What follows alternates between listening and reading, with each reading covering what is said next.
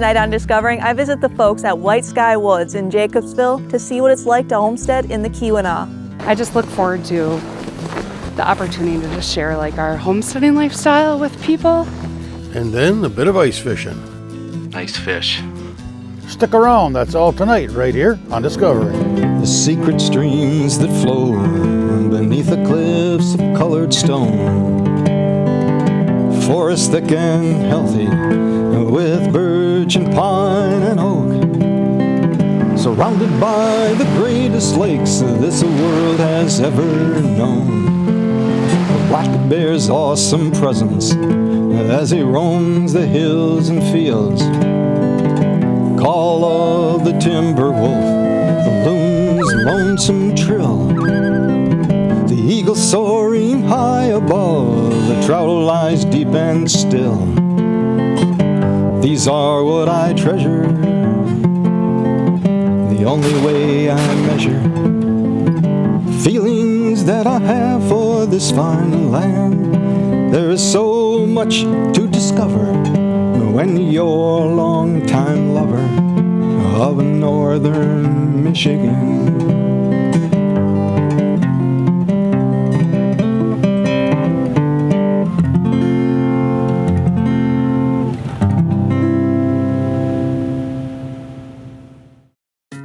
We are surrounded by forests and water and untamed land.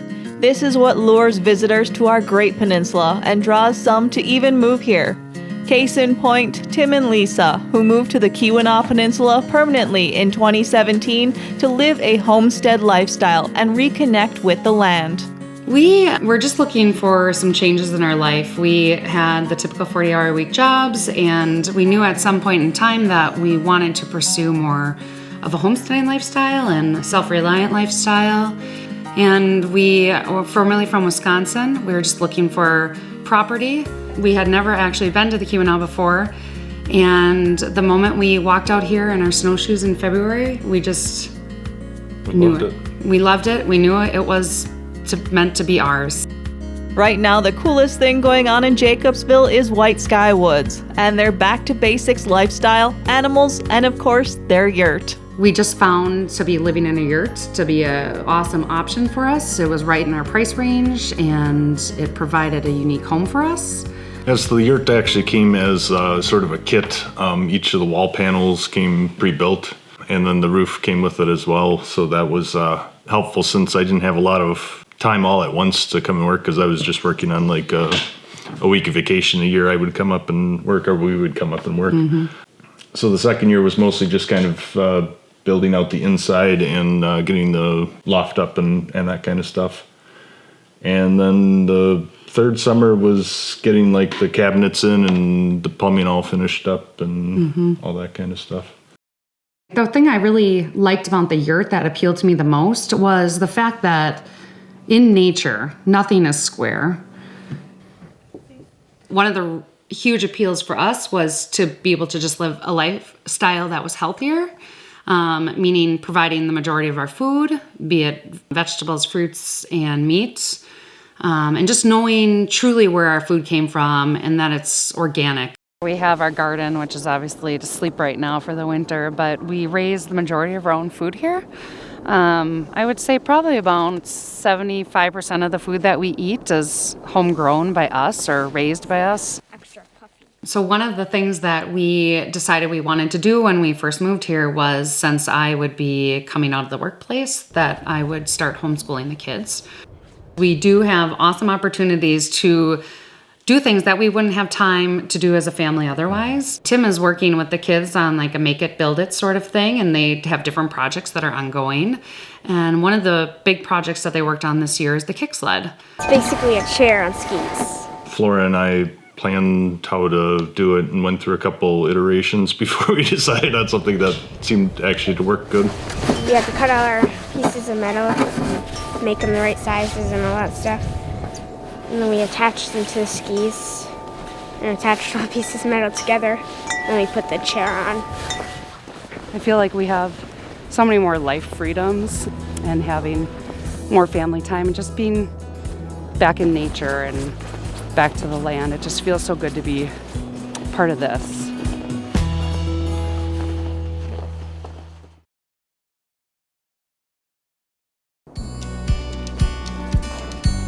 So the first 2 winters we were here, we used to have the animals out there. And after last winter, which was a really kind of, it was harsh is what we were told, we also felt that way. And we decided that we should move all the animals a little bit closer to us, which would prevent us from having to haul all the water out there and all the feed and everything. So this last spring and summer, we worked on kind of retrofitting our garage to be the animal area for the goats and the chickens. And then the calves are on the other side of the lean-to, and then back there we have the ducks and the rabbits as well. So that's been a huge help. This is alder, and this is Juneberry. They're named after what they're hopefully eating. So Juneberry and alders. Yeah, they just stay in here for winter time, just a safe place for them. Otherwise, they walk out to pasture every day on a lead. Last year, we had a buck goat here as well, and they were bred and they had some kids. Each of them had 1. And then we milked them for a while, and it was pretty excellent. So they are hopefully both pregnant again, and we'll be expecting in May. So we'll have baby goats and fresh milk all over again. In summer, we'll sell duck eggs and chicken eggs to our neighbors and friends because we have a whole bunch usually in summer, but in winter they kind of take a break from laying. And they all have names. What are their names? Well, this one here, she's black and she has white spots. She's kind of, yeah. Her name's Stella. She had a nest and she had 1 little baby duck. Her name is JJ. She's gray, not like her mom at all. And then we have Blanche. She's the brown duck, the only brown duck right now. And then we got the 2 big gray ducks with white spots on their chests. They're Chase and Astrid. They're both Swedish Blues. And then I named these ones Speckled, and then I call one's Luna. She's one of the babies, and so is Speckle and Speckled. And then the other one I called Nancy. I don't know why, I thought it was a fun name for her. They lay eggs, and I personally like duck eggs better than chicken eggs. They're creamier to me, and they're bigger too. Sometimes we get a duck egg that's double yolked, and those are really big. And then the rabbits, we usually have larger colony of rabbits in summer because it's easier for them to raise their babies and so forth then. So, but the rabbits are colony raised, which means they get to freely range through here and live more like a rabbit would want to than in a cage. This is Dapple. She's one of our moms. So we do sell meat rabbit as well, and that has been surprisingly, to me, a whole bunch of people have been interested in that. So that's been a pretty cool thing to be able to provide healthy local meat that's humanely raised to people that we know in the community. Rabbit meat tastes like the best chicken you'll ever have. It's basically just a very lean white meat, and you can prepare it just like chicken and pretty much any meal that you make. So we personally just like to put it in the crock pot because we're a busy family, and then meat falls off the bone and you have a wonderful shredded type of meat, and you can make like barbecue sandwiches with it or make soups with it or stews. It's really, really tender and good. So we keep the boys in the hutches. This one is Tracker. He's the father of most of the babies. Hey buddy, come on over. The calves are about 9 months old right now. Even though they're technically training to be oxen, they won't be oxen till a couple of years from now. That's just more of a term for when they reach maturity. And so in the meantime, they're calves or working steer is what they'd be called. And we had a really bad storm here in November and lots of trees came down. So we're excited for the spring thaw so we can get out there and just start cutting up wood and have them haul in our timber for us. Come up. In summer, they were training every day, but in winter, it's been a little more challenging because the road can get kind of slick and the fields aren't available. So we train every couple days in winter. But I was amazed at how smart they are. We have zero experience raising cows or any animals before we made this life transition. So it's been pretty cool to just see how intelligent and responsive they are and how much they really like to work.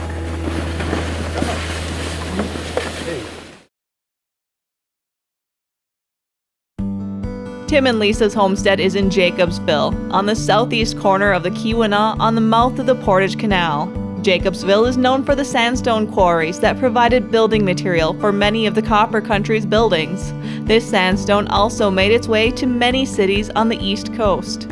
One of the things Lisa and Tim love about their property is that history scattered about their 240 acres, and they enjoy sharing it with others. This trail is unique. It's not a winding through the woods sort of trail.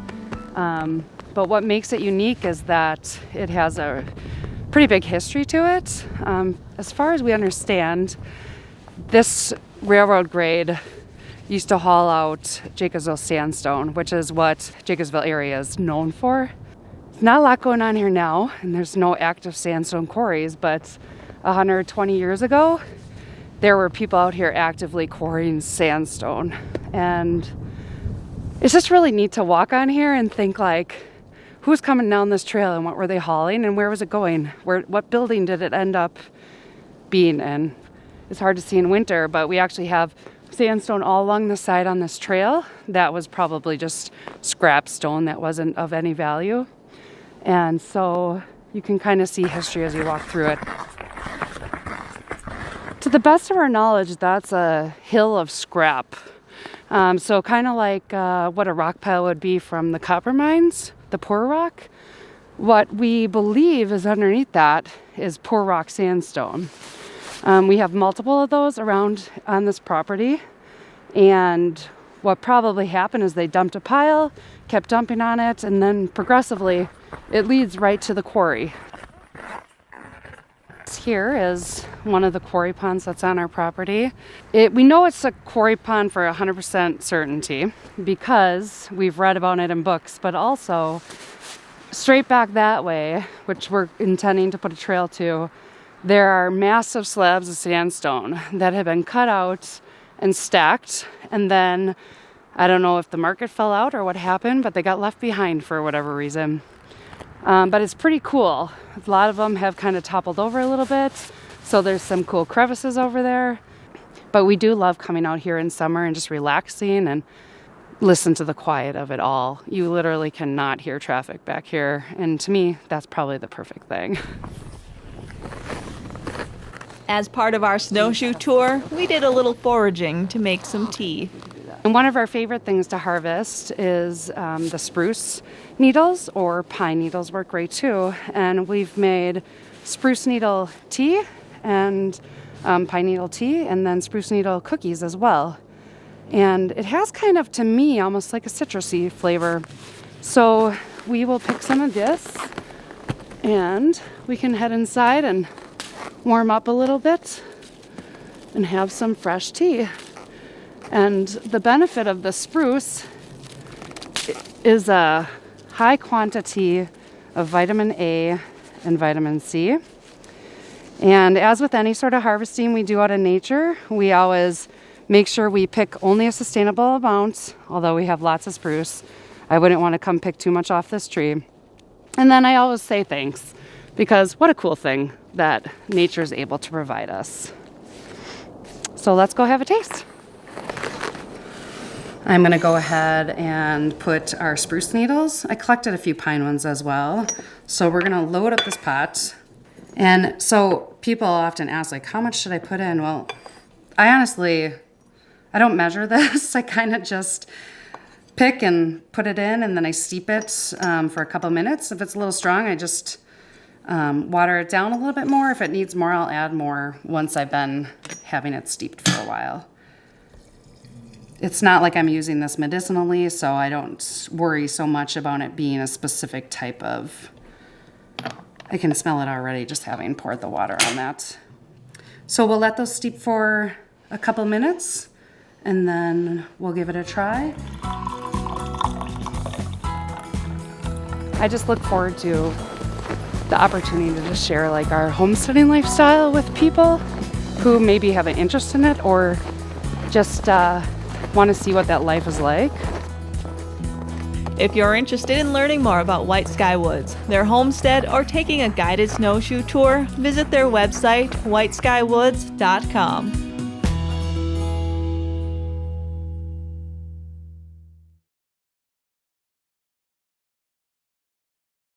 'Tis the season to be ice fishing.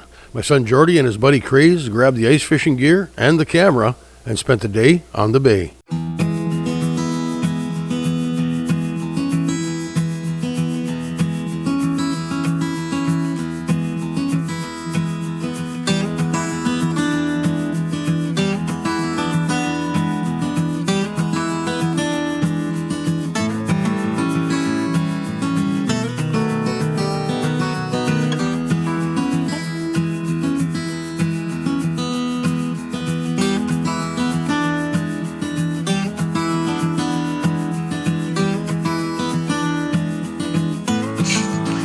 Scott? Yep.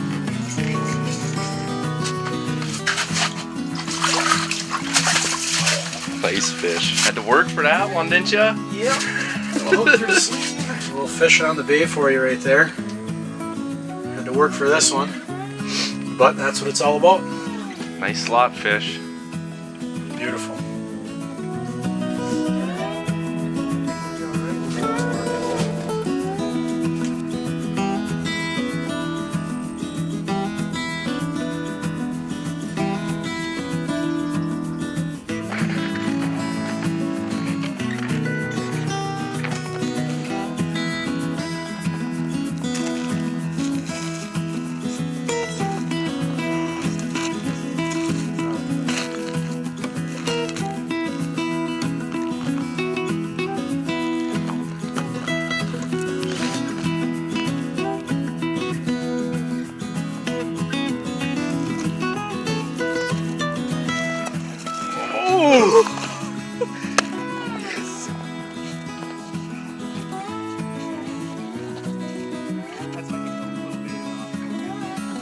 We're out here fishing about 32 feet of water, fishing on a top of a break here, running big sucker minnows for big Bay De Noc walleyes.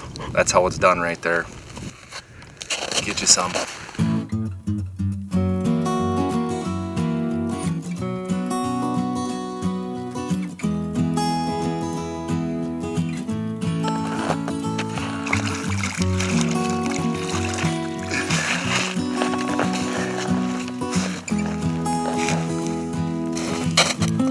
That's why you come to Little Bay De Noc right there. You never know what you're gonna catch.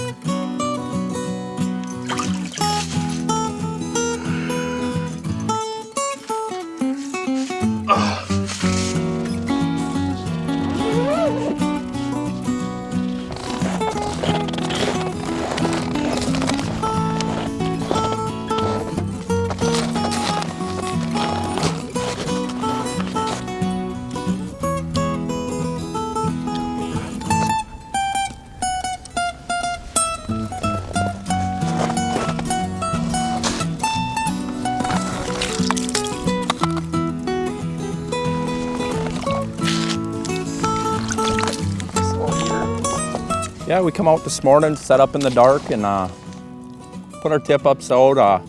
Been pretty slow in the shack jigging, but ended up getting a nice eater on the tip-up here a little later in the day. Hopefully the bite picks up a little bit.